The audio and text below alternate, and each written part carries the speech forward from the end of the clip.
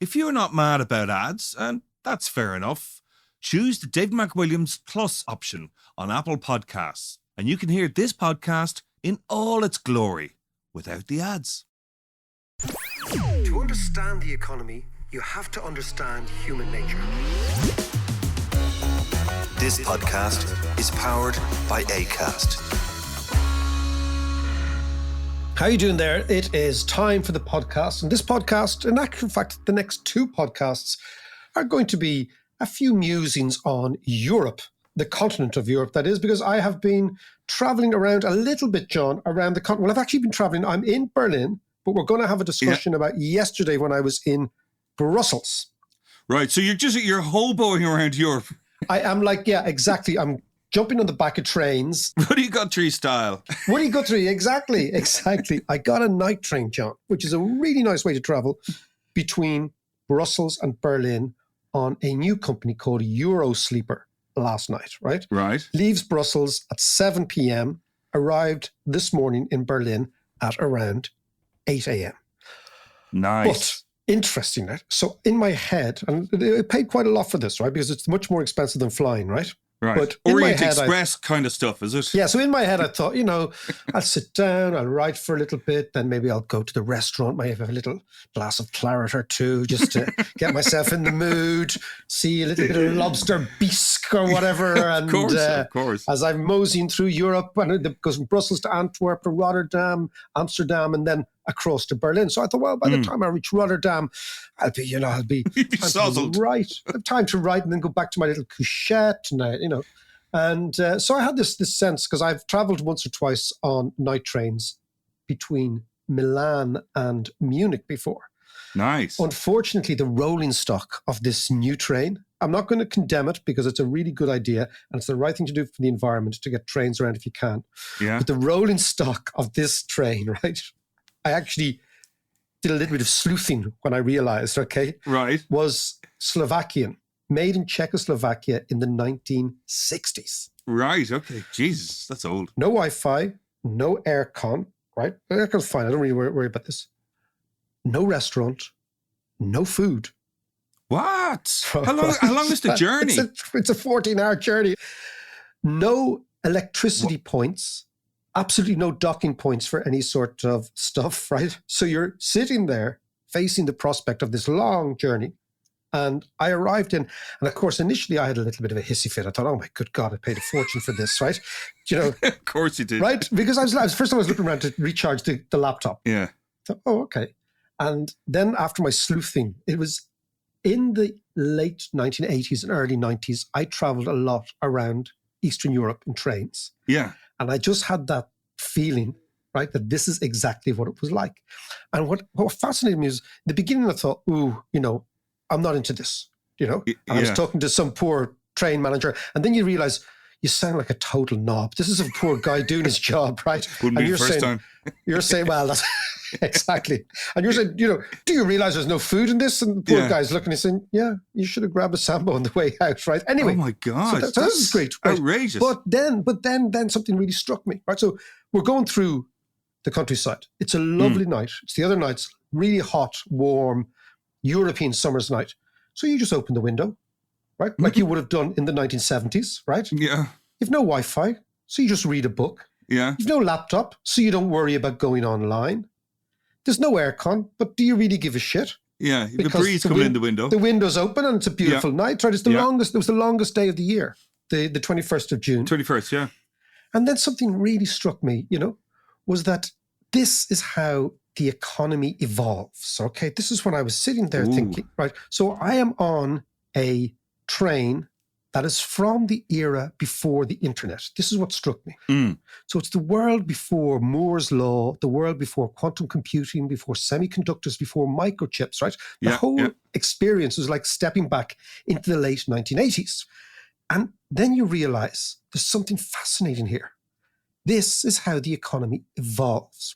So remember, we've talked about Schumpeter all the time, right? And every new invention creates adjacent inventions and adjacent innovations, right? Yeah. And they trigger one innovation after another, after another, after another. And this is how the economy adjusts, right? So I was thinking then, as I was pondering, going through the lowlands before I went onto the North German plain, right? Yeah. What has happened to trains is the smartphone, the internet changed everything, even the design of trains. But Go on. nobody who was designing trains at the time thought, oh my goodness, here's the internet. I'm going to have to change the design of the train, right? So when the internet arrived, and this is why the economy evolves, it doesn't grow. Suddenly people decided, okay, well, I'm going to work now. Okay. So they certainly have to adjust the train carriage for laptops. So I've been on the Eurostar coming from London. Every Eurostar carriage has a little table for laptops, right? Yeah. So suddenly, because of the internet, the market for little tables on trains explodes. And the people who make little tables on trains suddenly see a demand that they never saw before. So there's a demand for little table makers on trains, right? And nobody had predicted this. Let's say when the internet started, right? Nobody says, oh, do you know what? This is going to have a profound impact on the interior design of trains, right? Nobody said this. I know I'm going to set up a little table company. Exactly, a little table company. So I was thinking of the little table company people, right? And then, of course, you realize, not just that, but smartphones demand docking points. Yeah. So suddenly electricians have to be called in to do... Yeah, rewire the whole train, yeah. Precisely. So smartphones demand electricity points and computers demand electricity points. So suddenly you get a massive increase in, as you said, the demand for rewiring experts, for fellas who pull out panels and put in electric cables in the back of it, right? And then I was thinking, okay, what else has happened, right? Suddenly then people, of course, who were working on trains didn't want the sound of the outside. So you get trains with no windows. And trains with no windows means you have to have aircon in the trains with no windows. Yeah. So suddenly what you see is this is like when you're in a vehicle that was designed for the 1970s and you're a creature from the 21st century, what you realize is that the way the economy has evolved is that the internet has changed the most minute little details of how we live. And those minute little details have created an entirely new dynamic for a whole new industry. And this whole new industry is the way in which everything evolves. And then, of course, what happens is things that you don't ever imagine to be related to each other, like smartphones and little tables and little table makers, end up being entirely involved with each other, right? And involved with each other. So as I was, I got over my little hump, right? My little huff, right? Yeah. And I didn't have my bottle of claret, unfortunately, but I did get an old beer, right? It was a little small, and it was. Was it really quite warm? funny. I bet it was warm, was it? It was warm. It was warm, right? Okay. And the funniest thing is then the guy who arrived in, and by this stage now we were actually taking the piss out of each other because I had cooled down. We were starting to chill out. And then you just realize that what is fascinating about the human is that humans put up with anything. After about half an hour, you're fine. You don't need the internet. You actually don't need it, right? And you don't need PowerPoints. Have you ever traveled much by train in India? Of course not, John. Well, let me tell you, I did when I was in India. I know, I remember that. Tell us about it. Back in the 90s. Well, I'll just tell you this one story. I spent days upon days on trains. And, there was a few of the journeys were, 15 hours, few were 30 hours. And there was one train journey. It was two train journeys, actually, but it was one journey was 56 hours. So I know that it was madness. But it's actually a wonderful, and back to your point about having no internet and stuff, you start talking to everybody. And you start chatting away, yeah. And it's amazing. But there was one particular journey, and I was coming out of Madras when it was Madras, coming out of Chennai, end destination was Delhi. And the train took off, drove for about half hour, stopped. Then took off again for another little bit, stopped. And this kept happening. I was going, people are getting annoyed and all the rest. So in one of the stops, I got off the train, walked up to the front of the train, to the engine, and there was this big crowd of people standing in front of the train, all milling around, looking at the track. And I kind of made my way through. And I swear to God, there was the train driver with a saw and a tree trunk filling in the gaps in the track with a tree trunk. I love it. That is it was unbelievable. That is fantastic. Interestingly, you do whatever you have to do to make things work, right? Yeah. And this is exactly what I was thinking, like about how the economy works. It's impossible to model what happened to train travel as a result of the internet, right? Yeah. Mathematically, it's impossible to model that, right? So what happens is economists, because they can't model this, right? Make assumptions in the models that actually not only are not relevant to reality, but actually contradict reality. So as I was sitting there, maybe it's only me, John, who'd be in the middle of the night, half awake, thinking, does this explain to me how the economy works? And I think, yes, it does. But what I would say to everybody is that it's a lovely journey. You put the head down. I'm reading a new book as well, a new novel called Yellowface, which is really very good. It's a new American novel. I'll keep you up to date on that. The fantastic thing about train journeys is you have time. Everything slows right down. Everything slows right down. Yeah, you are at the mercy of the train. And actually, it's interesting when you said about there's no windows and stuff. You know, there is something about modern trains that's actually quite restrictive in that way. Yes. Because you don't have the freedom to open the window, get it, smell the air as you're going through the countryside, all that kind of stuff. And you're stuck with aircon. That's what I'm saying. So like we're like this, you know, all I'm advising people is, one, get the train, because we should support, I think, this company, any company that's trying to reintroduce train travel in Europe, right? I also think that it's very, very expensive vis-a-vis flying. So what governments should do, if they're really serious about the green agenda, is they should subsidize these train companies. Heavily, heavily, heavily subsidize. I know many train companies are subsidized, but you know the way France has actually stopped internal flights, right? So you cannot fly from Paris to Marseille if there is a alternative train journey. And this is the way in which the green economy is going to grow, right? And at the moment, it's kind of teething problems. And then I asked the guy, I said, well, what's the story with the old stock? Because ironically, John, the train from Kiev to the Polish border was better than the train from Brussels to Berlin. And I said this to the geezer, because at this stage we were getting on, drinking our warm beers, having a chat in the carriage, right? And there's a whole load of us just chit-chat, right?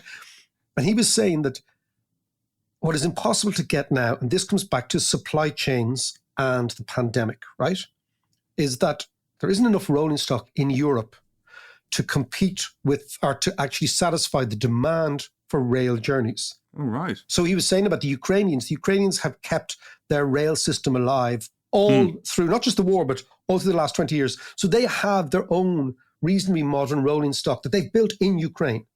But the problem is that when you're going looking, so this new company, this Eurosleeper, is going looking for rolling stock, they can't get any, except this old fucking Skoda shite from Czechoslovakia. But does that mean that they're diesel trains then? No, I think the engines are reasonably modern. It's just the actual carriages are really old. Okay, yeah. You know, to the extent that they don't have any electricity on them.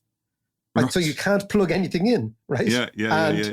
But in a way, you're kind of freed from the modern world for not 24 hours, but like 12 hours. And then, of course, you wake up in Berlin, go for a snooze. Now, in fairness, the old bed was more like a souffle than a bed. It wasn't the firmest, right? Obviously, half of the Czechoslovakian army had slept there before me, right? And it was like a pudding bed. You gotta sink into it like a big souffle, right? So you wake up a little bit manky, but then you wake up in Berlin and you're there. No queues, no hassles. It was absolutely wonderful. And I'd encourage anybody, if you have a choice between flying around the continent and getting these trains, to get these night trains. There's something much more romantic about it as well, train travel, you know, and kicking back. Warm beer, and romantic, I'm not sure. But there is something old about it. Yes, and maybe what you need to do the next time is bring a picnic basket with your claret, your bottle of claret. I'll bring you on a picnic basket. Okay? I look forward to it, Mike. Exactly. Yeah, exactly. I'll bring you on a date on our romantic thing in the train. But anyway, there you have it. That's my spiel. The spiel is, if you look for it, John, you can see economics everywhere. Yes, that's indeed. The moral of the story. That's the moral of the story. So tell me this: what was the purpose of your trip to Belgium and Berlin? Okay, John. Well, John, you know that I have a weakness for obscure things, and I have been indeed for many, many years obsessed with an artifact that is in the Belgian Museum of Natural Sciences, right? Okay. And the little artifact that I'm obsessed with is a thing called the Ishango bone. And the Ishango bone was probably the femur of some mammal, maybe a baboon. It was discovered in the 1950s in an area called Ishango, which is now in Congo, very close to the Rwandan border. Yeah. And Belgian archaeologists found it. I'm going to tell you a bit about the Belgians in a second, right? But the Belgian archaeologists found it. And what they were intrigued by was this looked to them like the very first evidence of mathematics, because the Ishango bone has lots of different little notches in them, equating to real both prime numbers, okay, which is extraordinary, and addition and subtraction. So there's a lot, like all these things, there's a huge academic shitstorm over what it actually is, but nobody denies that it is the earliest evidence of mathematics. Well, how old is it? Now, this is amazing. 20,000 years old. Wow. 20,000 years old. So we'll draw back the lens before we go to the Ishango bone. So I was really excited. I had a photo. I'll send you a photo of it. You were giddy with excitement. I was very giddy. Well, I love these sort of places, the Science Museum, and I love all that carry on. But anyway, But I also went to some place that I didn't want to go to, but I wanted to see, which is, and this is the biggest oxymoron is the name, okay? It's called the Royal Belgian Museum for Central Africa. If you can think of anything more terrifying, given what the Belgians did in Central Africa, all the stuff we talked about casement. So it's for my research on casement, I went there, right? Now, somebody said the Belgians don't have a sense of humor. They have a wicked sense of humor, but it's a little bit cruel, I suspect, right? Because the Royal Belgian Museum for Central Africa is a museum of plundered sculptures and artwork, which was robbed from the Africans. So it's a bit like the British Museum in London. Exactly the same. Not only that, and the Pergamon Museum, which I might go down to see here in Berlin, because I like all that carry on, right? I might do that later on today. But what I'm going to say to you, John, is not only did they rob all the stuff, but they built the fucking museum with the proceeds of the robbed stuff, because they traded the African artifacts, right? Geez. Think about this, right? Yeah. And where they housed the museum was a massive building in a place called Tervuren, which is about 30 minutes outside Brussels, in a massive neo-colonial, splendid sort of palace built with the proceeds of the ivory and rubber trade that King Leopold himself owned personally. He owned the entire place. So the Congo Free State, which was set up by King Leopold under the auspices that he was going to be an anti-slavery campaigner, right? Turned into the killing fields of Africa. They believed that maybe half the Congo's population were murdered, right? Wow. Murdered in the pursuit of rubber and ivory, mainly rubber. Yeah. Which brings us to casement. We've done that before. Anybody wants to hear about that, we can do it again at some stage, right?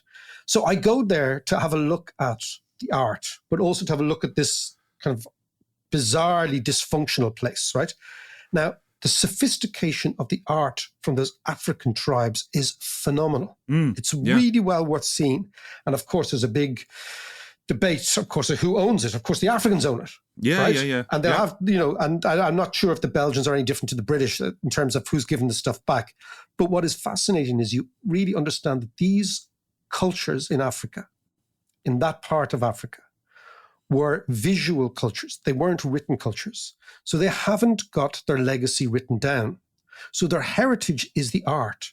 And by robbing the art, John, the Belgians robbed these people of their heritage, of their legacy, of their link to their own forefathers, right? Yeah. Because they had a massive oral tradition punctuated by these works of art. So it's an extraordinary place, right? Extraordinary. I found it very chilling. Very chilling. This is kind of, do you remember we had Nisha McSweeney on a little while ago, and she was talking about the attitudes and the views of non-Western people, non-Europeans, non-Americans towards the West. And, and we're sitting here scratching our heads. Well, why don't they like us? And this is one of the many reasons why. The wholesale robbing of the culture. So, but leave that aside. We might come back. But the thing about the Belgians is they were not unique, right? The Brits were at the same game, right? British Museum, as you've talked about before. There's an amazing museum here in Berlin called the Pergamon Museum, right? Which was about a city, which was basically beside Troy in what's now Turkey. Yeah. And the Germans just robbed it wholesale. The whole thing, they just took it apart and brought it back to Germany. It's here there's a thing called the Museum Island in Berlin, which is fascinating if you're into all that carry on. Right, yeah. But again, it's the same idea. But let's come back to the bone. Go on. So the Ishango bone is in the Science Museum, not in this Museum of Plunder. And what it shows us is that there was a civilization. This is the most interesting thing, that there was a civilization 20,000 years ago, John, which used sophisticated mathematics 15,000 years before the Egyptians or the Sumerians, right? Now that I find fascinating, right? 15,000 years before the Egyptians. And what basically happened here is that there was a massive, do you remember we had Frank Capon on talking about volcanoes and changing in climate change? Yeah. There was a massive sort of Pompeii-esque moment, archaeologists believe, in this area of Central Africa. And this civilization was entirely covered with ash. And then over years and years, basically vegetation regrew, as it always does. Yeah. And that's why there's so much of it preserved. But when you think about that in what do we know to be Central Africa, there was a civilization that was so sophisticated that it was dealing with incredibly sophisticated mathematics thousands of years before we think that mathematics actually was first invented, which was, we believe, in Sumeria or in the Egyptian world, right? Babylonian or Egyptian world, right? So this podcast is going to be on the history of mathematics, because this is what intrigued me. So this is what I was doing in Belgium. And the extraordinary thing is that and I've always felt that what annoys me is that so many kids leave school with no sense of mathematics. They leave school hating maths, and they never make the link between maths and reason and precision and logic, all that sort of stuff, right? So what I've always said is maths moves us from superstition to proof, from conjecture to fact, and from guesswork to certainty. Now, humans simply wouldn't exist without mathematics. That's the key, right? Okay, Mac, hang on. Let's explore this a little bit further after a bit of this.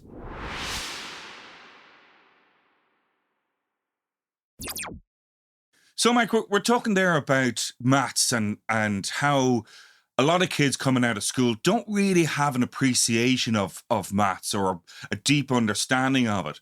I know from my perspective, I had an appreciation of maths. I just wasn't very good at it. And I actually put that down to the way it's taught, getting it out of the abstract and bringing it alive into the real world.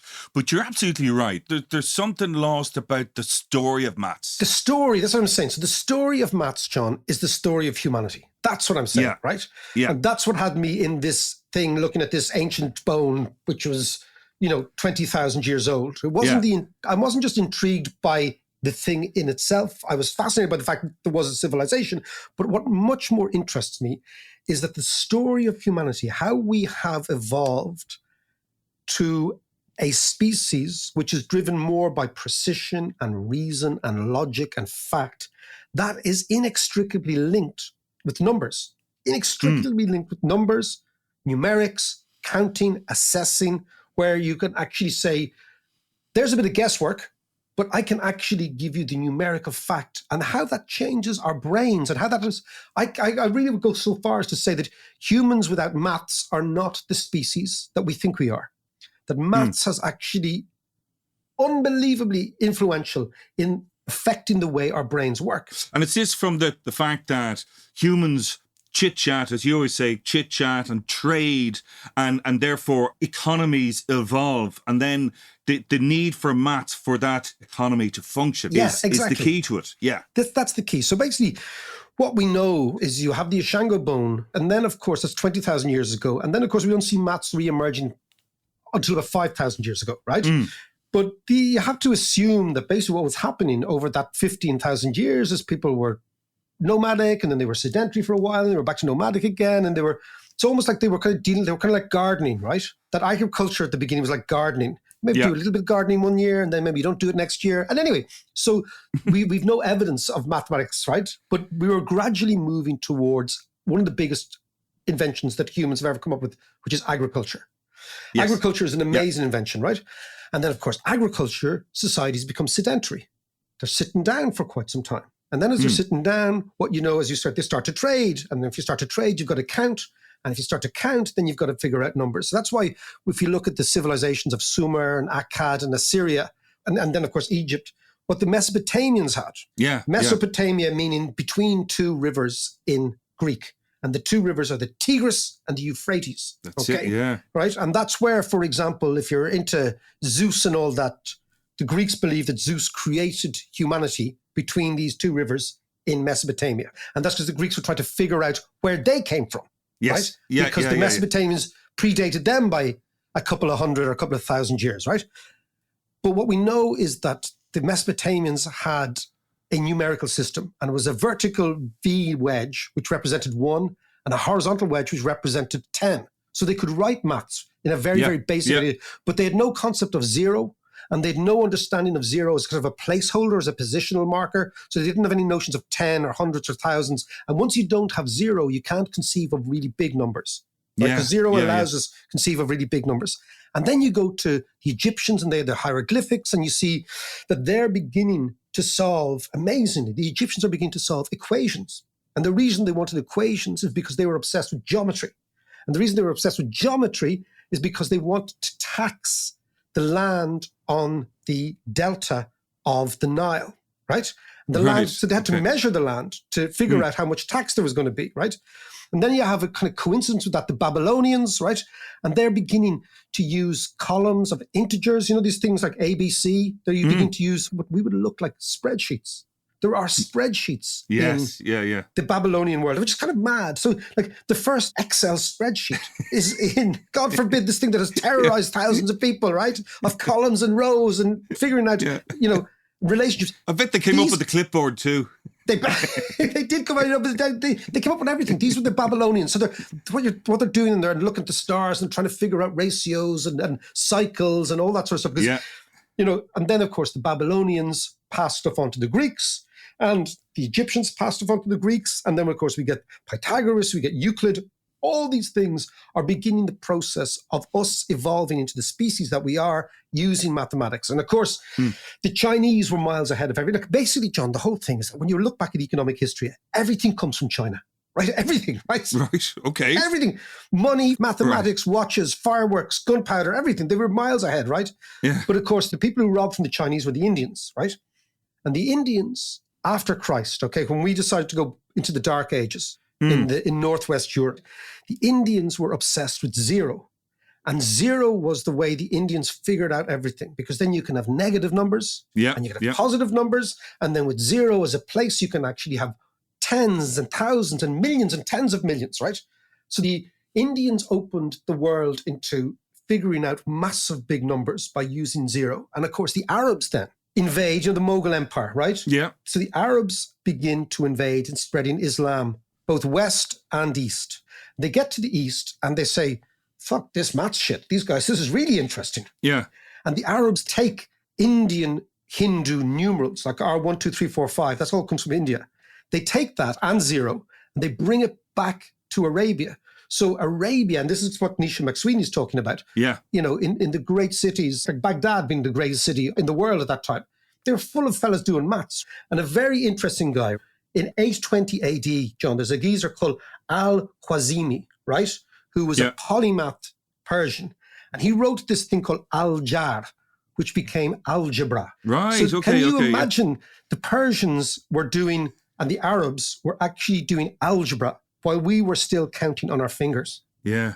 This was the golden age of Islam, though, wasn't it? When, as you say, that we were going, as Europeans, going back into a kind of a dark age after the Romans, that in the Middle East, they were discovering all sorts of stuff in science and physics and maths and astrology and all sorts, or astronomy, I should say. And astrology. How's I'm a Leo. What are you, John?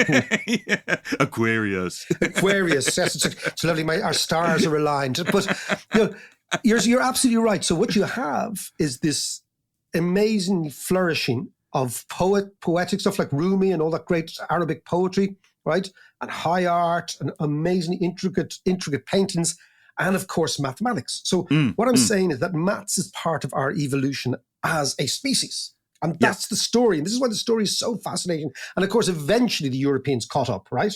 Yeah. But we robbed all their ideas. We robbed 0 from them. We robbed algebra from them, everything, right?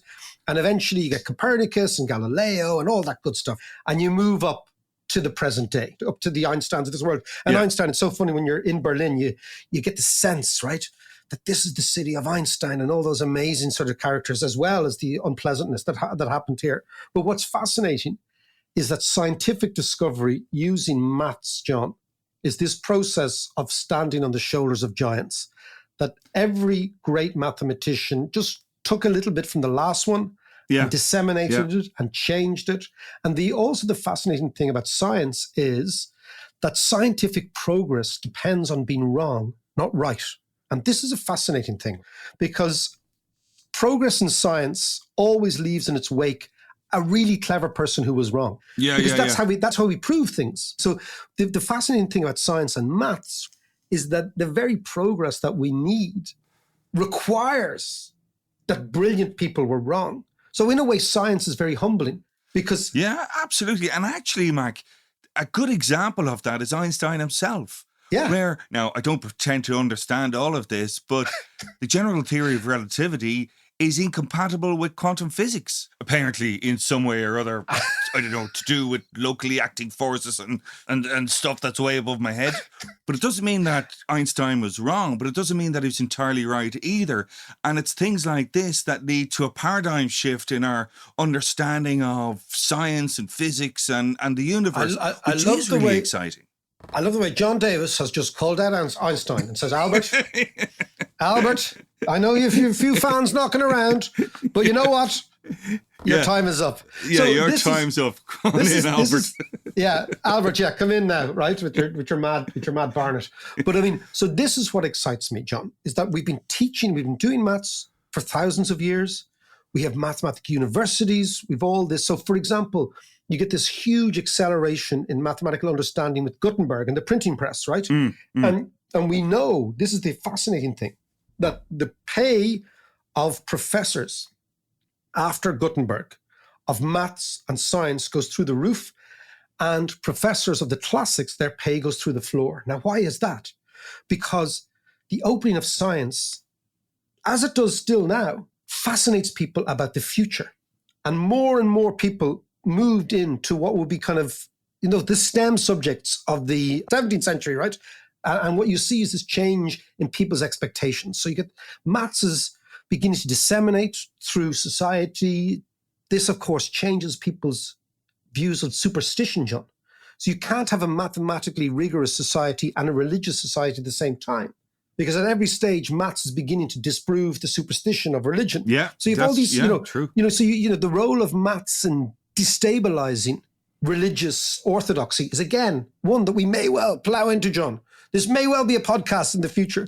But, what really fascinates me, and this comes back to your point that you made at the very start, right, is that this story going from Africa, evolution, mathematics, bringing it through the Greeks and through the Egyptians and then into ancient China and then into India and to the Arabs, this story of the progression of maths is the story of human evolution, or a story of human evolution, right? So when you go in to learn maths in school, John, teachers aren't telling you, look, this is the story of humanity that you're learning. Yeah, and then kids just see these sterile graphs and equations and they just think, it's all a bit abstract. Yeah. And the thing is that, part of teaching is about making the abstract tangible. Yeah. So look, saying, consider this. What do you think of this? Imagine this. And suddenly the kids are like, oh, okay, that all makes sense in my head. And so what I've just thought, John, as I was getting up with my creak in my neck after my train journey this morning, contemplating the history of mathematics, okay? Yeah.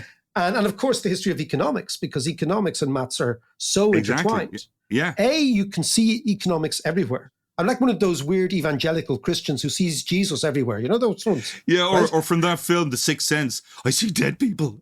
Yes, exactly. I see economists everywhere.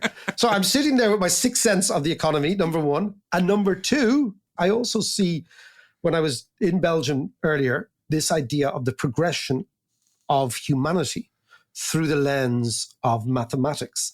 And I really believe, if we were to get the kids in at, whatever age they are, 8 or 9, when they first begin to start counting or whatever, and tell them every day, this is the story of your ancestors. And this is the story of how we became the creature we are and how human nature blends and how our brains have changed and how our brains have become much more numerical and the numerical society changes the way we see the world. Imagine telling kids that. Yeah, yeah. They would just see, like, there is beauty in maths, but you need to tell the story properly. And in order to tell the story properly, you have to have this arc. Where do we start? Where are we ending? Why are we learning this stuff? And particularly in a world of, AI, etc., the AI machines will be able to do the technical mathematics. Yeah. So you have to equip humans with something else to keep them interested. And I think that the evolutionary story, imagine starting the story in Africa 20,000 years ago, telling kids there's a lost civilization buried beneath a volcano, and there was all these ancient maths nerds scratching notches on a baboon's femur, and they were figuring things out. I mean, I'd sit up and listen, wouldn't you? Absolutely. So there you go. I'm off now, John, into a dungeon because I'm in Berlin. And I will do the next podcast through a GIMP suit in Bergheim. Okay? Gimponomics. Gimponomics. We'll talk to you in a couple of days.